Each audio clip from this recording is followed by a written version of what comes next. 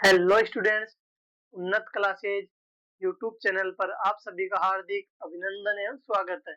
Students, अपन सांख्यिकी पढ़ रहे हैं।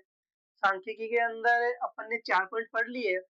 किसके? प्राथमिक समंक के। जो भी प्राथमिक समंक होते हैं उनके 4 पॉइंट पढ़ लिए।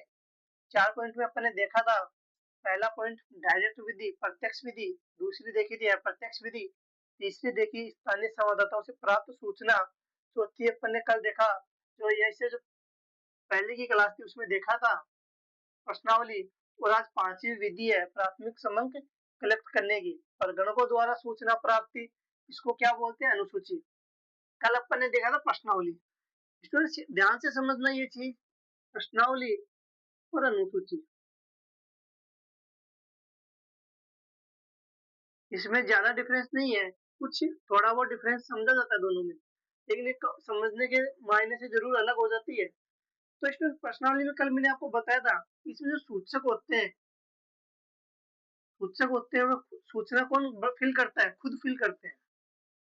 सूचक होते हैं वह क्या करते हैं? सूचना खुद भरते हैं। जो भी प्रश्नों से संबंधित जो भी सूचना आएगी वो खुद भरते हैं। अनुसूची में क्या होता है स्टूडेंट? प्रश्न तैयार किए जाते हैं, उसी तरह प्रश्नों की संख्या तैयार की जाती है। प्रश्नों की संख्या तो तैयार की जाती है, लेकिन प्रश्नों की जो संख्या तैयार की जाती है उनको भरने के लिए खुद को नहीं भरना पड़ता। ये इसके लिए क्या कर दिया जाता है? परगणक नियुक्त कर दिए जाते हैं, अर्थात इस कार्य को करने के लिए व्यक्ति नियुक्त कर दिए जाते हैं, जिन्हें क्या कहा जाता है? परगणक कहा जाता है। परगणक नियुक्त किए जाते हैं। वह अपन से क्वेश्चन पूछेंगे और वो क्वेश्चन पूछने के बाद वही फिल करेंगे। अपन जो भी जवाब देंगे उनको कौन भरने का काम कौन करेगा? परगणक करेंगे। तो ये डाक के माध्यम से नहीं आएगी, परगणक व्यक्तिगत रूप से आएगा और वो इसको फिल करेगा। ठीक है स्टूडेंट, लिखना जैसे बोल रहा हूं मैं। अनुसूची क्या होती है? अनुसूची अनुसूची प्रश्नों की एक सूची होती है, या प्रश्नों की एक सूची तैयार की जाती है। अनुसूची क्या होती है? प्रश्नों की सूची तैयार करना। प्रश्नों की सूची तैयार करना, यही क्या है? अनुसूची। इस नृत्य के अंदर भी क्या होता है? अनुसूची में भी प्रश्नों की एक सूची तैयार की जाती है। इसमें अभी मैंने आपको बताया कि जो अनुसूची में है वो सूचक के पास प्रत्यक्ष रूप से न भेजकर, सूचक के पास प्रत्यक्ष रूप से जैसे प्रश्नावली में डाक के माध्यम से भेजते थे वैसे न भेजकर परगणक नियुक्त कर दिए जाते हैं। परगणक नियुक्त कर दिए जाते हैं, जो क्या करते हैं? घर घर जाकर प्रश्न पूछकर खुद इसको क्या करते हैं? भरते हैं। इसमें जो परगणक होते हैं, लेकिन कुछ बातों का ध्यान जरूर रखना चाहिए। जो भी परगणक होते हैं वह क्या हो? ईमानदार हो, निपुण हो, धैर्यवान हो, निष्पक्ष हो और अनुभवी हो। ईमानदार अर्थात वो अपने कार्य के प्रति ईमानदार हो, धैर्यवान हो, निष्पक्ष, किसी भी कार्य के लिए वो पक्षपात ना करे, निष्पक्ष रहे, और उस कार्य का क्या उसको अनुभव भी होना चाहिए। उस कार्य के लिए उसको अनुभव भी होना चाहिए।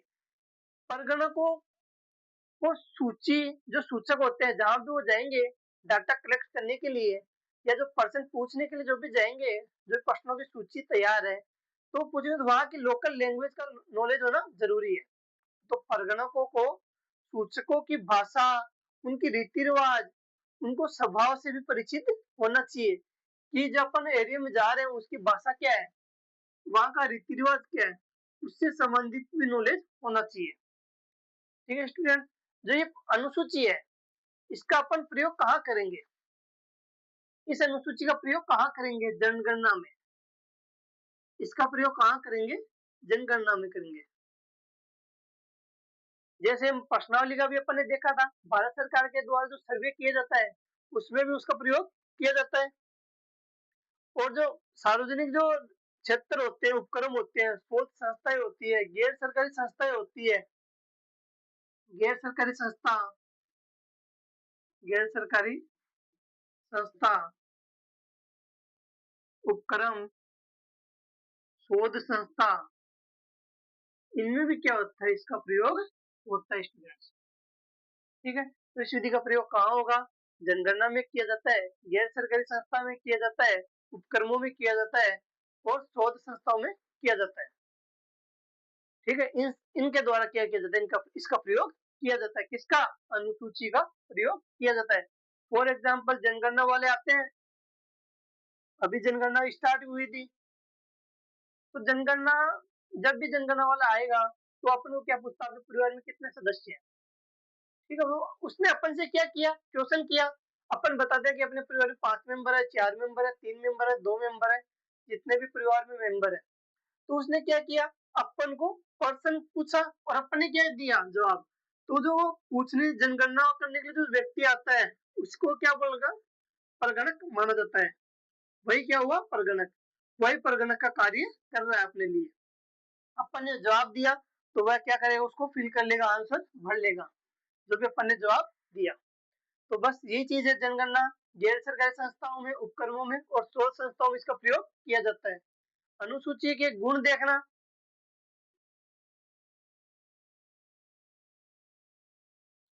अनुसूची के गुण। सबसे बेस्ट, पहला, विस्तृत क्षेत्र के लिए उपयोगी। कहाँ के लिए उपयोगी है ये? विस्तृत क्षेत्र के लिए उपयोगी।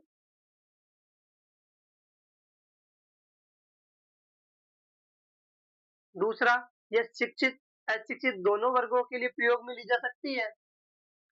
क्या ली जा सकती है? शिक्षित और अशिक्षित दोनों वर्गों के लिए प्रयोग में ली जा सकती है। पहला अपन ने क्या दिखा, विस्तृत क्षेत्र के लिए उपयोगी। दूसरा अपन ने क्या दिखा, शिक्षित और अशिक्षित दोनों वर्गों हेतु प्रयोग में ली जा सकती है। तीसरा, जो ये विधि है, इसमें जो डाटा अपन को प्राप्त होते हैं ना, वो अधिक शुद्ध होते हैं। क्यों होते हैं? क्योंकि इसका कारण है स्टूडेंट्स, अपन देखते हैं जब भी अपन अनुसंधान जो परगणक अपन नियुक्त करेंगे वह योग्य भी होगा, ईमानदार होगा, अनुभवी होगा, तो वह क्या होगा, डाटा जो भी कलेक्ट करेगा वह क्या होगा, शुद्ध होगा। शुद्धता की संभावना ज्यादा ज्यादा होने का कारण क्या होता है, जो परगणक अपन नियुक्त करेंगे इस कार्य के लिए, तो वो परगणक क्या होगा, ईमानदार होगा, योग्य होगा, शिक्षित होगा। इस वजह से जो डाटा होंगे वो अधिक शुद्ध होंगे। चौथा, इसका गुण क्या है, ये जो डाटा होते हैं वो विश्वसनीय होते हैं। क्यों होते हैं? क्योंकि इसमें क्या होता है, व्यक्तिगत संपर्क पाया जाता है। जो भी डाटा होते हैं वे क्या होते हैं, विश्वसनीय होते हैं। क्यों होते हैं विश्वसनीय? क्योंकि इसमें क्या होता है, व्यक्तिगत संपर्क होता है व्यक्तियों से। व्यक्तियों से क्या होता है, व्यक्तिगत संपर्क किया जाता है। ओके स्टूडेंट, अब अपन इसमें देखेंगे दोष। इसके दोष देखना स्टूडेंट, इसमें दोष क्या है, अगर परगणक घर घर जाएगा, सीधी सी बात है, घर घर जाएगा, व्यक्तिगत रूप से संपर्क कर रहा है, घर घर जा रहा है, एक एक व्यक्ति से जानकारी कलेक्ट कर रहा है, तो धन भी ज्यादा लगेगा, धन ज्यादा लगेगा, समय भी ज्यादा लगेगा, और ये भी है भाई, मेहनत भी ज्यादा लगेगी, तो परिश्रम भी ज्यादा लगेगा। इसका सबसे बड़ा डिफॉल्ट फैक्टर तो ये माना जाता है, क्योंकि इसमें धन ज्यादा लगेगा, समय ज्यादा लगेगा और दोष भी ज्यादा लगेगा। और दूसरा मेन फैक्टर एक और स्टूडेंट, इसमें जो परगणक अपन नियुक्त करते हैं, परगणों परगणकों की नियुक्ति में समस्या, नियुक्ति में समस्या, जो भी अपन परगणक नियुक्त करेंगे उनके चयन में अपन को क्या होगा, समस्या का सामना करना पड़ता है। क्यों? क्योंकि स्टूडेंट अपन क्या देखते हैं कि परगणक क्या हो, ईमानदार हो, शिक्षित भी हो, ठीक है, वह क्या हो, अनुभवी भी हो। अपन बहुत सारी चीजें देखते हैं भाई, योग्य भी होना चाहिए, प्रशिक्षित भी होना चाहिए, ईमानदार भी होना चाहिए, अनुभवी भी होना चाहिए। तो ये सारे फैक्टर देखते हैं, इस वजह से क्या होता है, परगणकों की जो नियुक्ति होती है उसमें अपन को समस्या होती है। जिसके दो ही डिफॉल्ट फैक्टर माने जाते हैं स्टूडेंट।